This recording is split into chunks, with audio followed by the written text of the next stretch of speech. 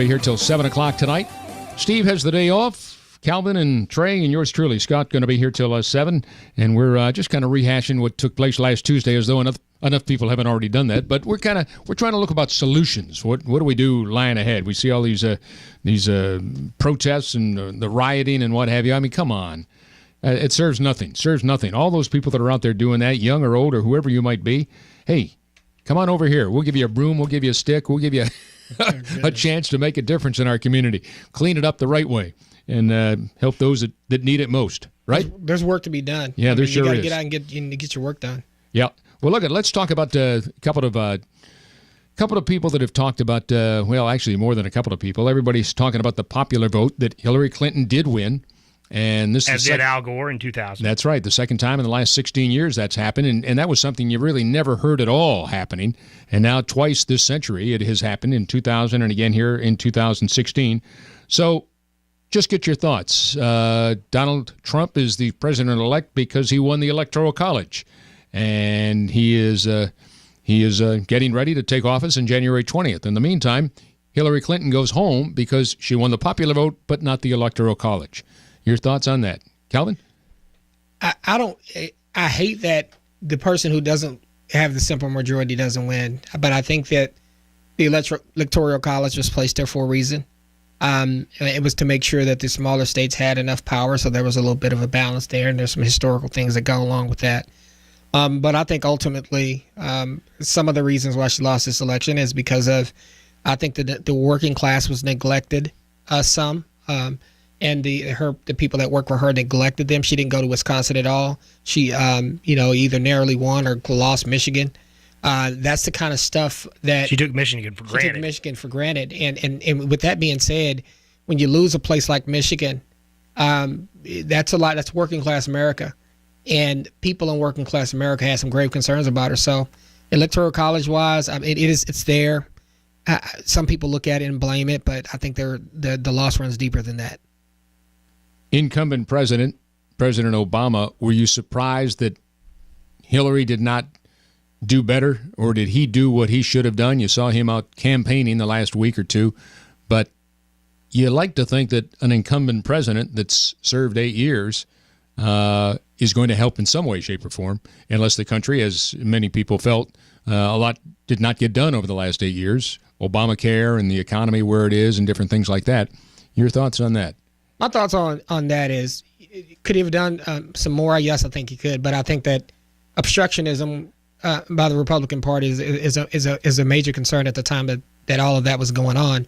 But I think that ultimately people thought that her voters would just go for his voters would just go for her, and I don't think that's something that people should have taken for granted. She thought that coalition that was built was his coalition. It wasn't hers. And I think she spent way too much time going back and forth with Trump about the nasty stuff, as opposed to telling us, what are you going to do to fix it? And I think that should have been more of a message. She didn't do that. Trey?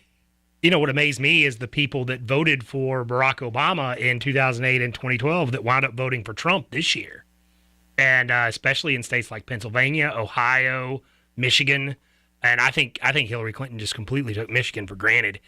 Just for a historical perspective, 4 times since the 12th Amendment is what gives us the Electoral College, came into being in the early 1800s, have we had a candidate who won the popular vote but failed to secure the election. That was in 1876, 1888, 2000, and 2016. So we had a long, long period where Electoral College wasn't really relevant, but it seems like it's getting to be more and more relevant. What's amazing, I actually did a little research before the show today, and states like Wyoming, their vote on a presidential election counts for about 3.5 times what somebody's vote in California counts for, because the Electoral College is actually every federal representative per state, both senator and House of Representatives. And so every state has a minimum of 3 electoral votes. You know, you got Wyoming, you got Montana, you got Alaska. They've got 3. And then California with 55, you know, their votes get diluted compared to, you know, you got 3 states out in the West. You got Montana, you got Wyoming, you got North and South Dakota, and you got have Alaska. Those votes count for far more than per person than what the California vote counts for. Interesting. So what do we do? Do we keep the popular vote, or would you like to see the electoral college be sent walking? Well, the problem is just the logistics of it. You have to amend the Constitution. You have to overturn the 12th Amendment. Oh, I realize what you'd have to do, but there's a lot of people saying, let's do away with it. Yes, no? I'm mixed on it. I would like to see more campaigning in Texas. I would like to see both candidates care about Texas, and instead of Texas just being presumed to go Republican, as we have done since 1976. I'd like to see, a little bit more two-party stuff here. But at the same time, it's what we have. And the logistics of getting it reversed, or the logistics of amending the 12th Amendment or doing away with the 12th Amendment would be pretty difficult. And I don't think the Republicans want to do that right now anyway. It kind of benefited them now. It's benefited them, especially the last 2 times. Twice. And historically, I think it has benefited them all but once. Of course, 1876, that was the Compromise of 1877, which just completely changed. It basically just gutted all the civil rights from post-Civil War. Those of us that have studied that. I know you have too, Calvin. Yep. Yeah, you're right. But this is the interesting thing that I look at. Her campaign just didn't do a good job of making sure that they had the discussions with working class America. And I think that, and this is another concern that I have. I and my wife, we talk about this sometimes. She thinks the Democratic Party has went too far left. And just like sometimes we say the Republican Party sometimes goes too far right. I think it has. And she's like, I'm not for some of the stuff that's been out here. It went a little too far left for me. And I think that sometimes when you make people choose between far left and far right, some people will go, well, I'll just go. It's going too far left right now. Let's correct it by going a little further to the right here, or let's bring it back to the right. And I think that's the way people are looking at it. I think extreme has always been an issue in just about anything you talk about. Think about it. And anything that you do. Moderation is a wonderful word. One thing we're not talking about here is, too, I just don't think that many people really liked Hillary Clinton. I don't think she came across as real likable, as real down to earth. I don't think that was the perception of her. Well, I think anybody that has the trust issues that she publicly has, who would want to be around somebody like that? I mean, whether it's Hillary Clinton, whoever it might be, you want friendship and trust with people that you can count on. And if you don't think somebody's honest or trustworthy, chances are they're not going to be your friend or acquaintance very long. And if it's somebody that's representing you in public office, you sure don't want that person where you have no idea where she's going to take you with the next step. I think a lot of that factors in, but I also think that there wasn't that just, hey, I really want to go out and vote for her. I just want to vote against Donald Trump. I want to vote against what he stands for. And it's a difference between going out and voting for somebody or as opposed to going out and voting against something. And I think... Well, it was almost the lesser of two evils, really. Yeah. And I think that the people that believe in Trump and what he does and what he says, they just said, hey, that's my guy I'm going out for. I think the people with Hillary, they're saying, I still want the other guy, so I'm going to go out for her. And I think that's kind of, to me, that's where a lot of the Democratic Party or those folks in the middle said, okay, if I go out, I'll go out against him. But his people were saying, no, I'm going to go out and I'm going out for him. And I'm going to go out and have enthusiasm. And I think that's what they did, and I think that's how they won. You know what amazed me is how much Hillary Clinton lost Arkansas by, a place where she was the first lady, a place where, Bill Clinton was such a popular governor. Trump won Arkansas by 60%.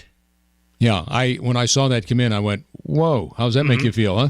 I think Arkansas has gone red in a big way. I think they held off. They were one of the last bastions of the old South to still vote Democrat. And I think Arkansas has just completely changed their voting patterns in the last few election cycles. I think it started with Gore. because in 2000, Gore did not win Tennessee or Arkansas, which is where he and Clinton were from. Which it's just always interesting to me. You would think she would be more popular in what was at one time her home state. Her home state, absolutely.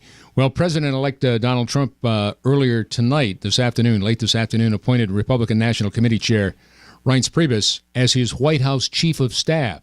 And he also announced that campaign CEO Steve Bannon, the executive chairman of the Breitbart News, will be his chief strategist and senior counselor. And he went on to say that they'll be working as equal partners as they did in the campaign to make the federal government much more, and I quote Trump, more efficient, more effective, and more productive. He said, Steve and Reince are highly qualified leaders who worked well together on our campaign and led us to a historic victory.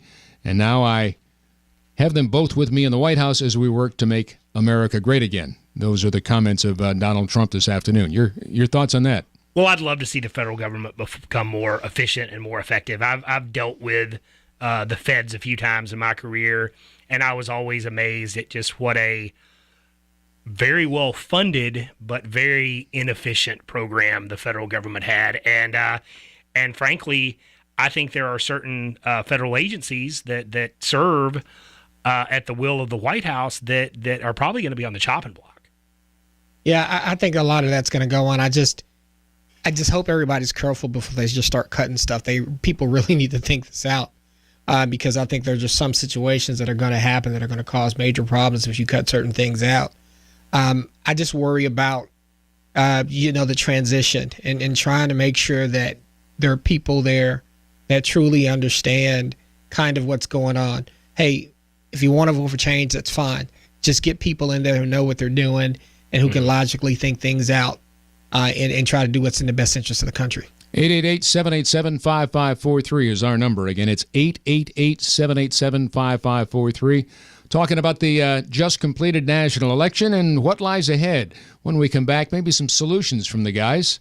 We'll put them to the test and see what they think. Maybe send them to Pennsylvania Avenue, huh?